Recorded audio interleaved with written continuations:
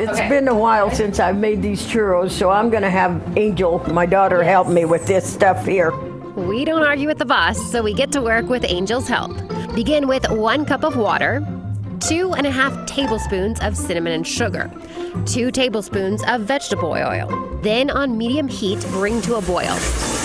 And keep stirring so it doesn't stick to the bottom. And as we wait for it to boil, I found the one thing Abuela Julia can't make, but her mom used to make this. She used to make cream puffs for us.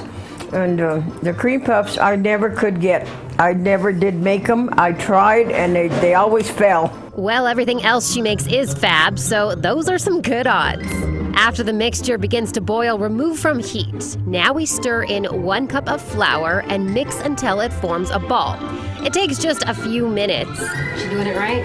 Yep. Yeah, we're doing it right. Heat some oil in a deep fryer or a deep skillet to 375 degrees. Let your dough cool for just a few minutes, then we add to a pastry bag.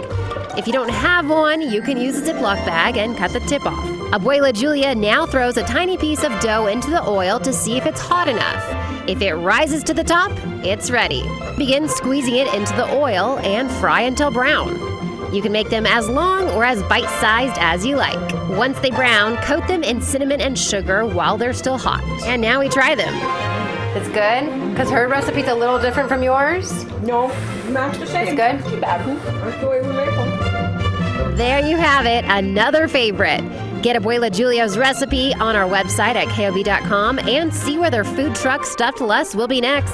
Follow them on Facebook and Instagram. Casey Messer, KOB4.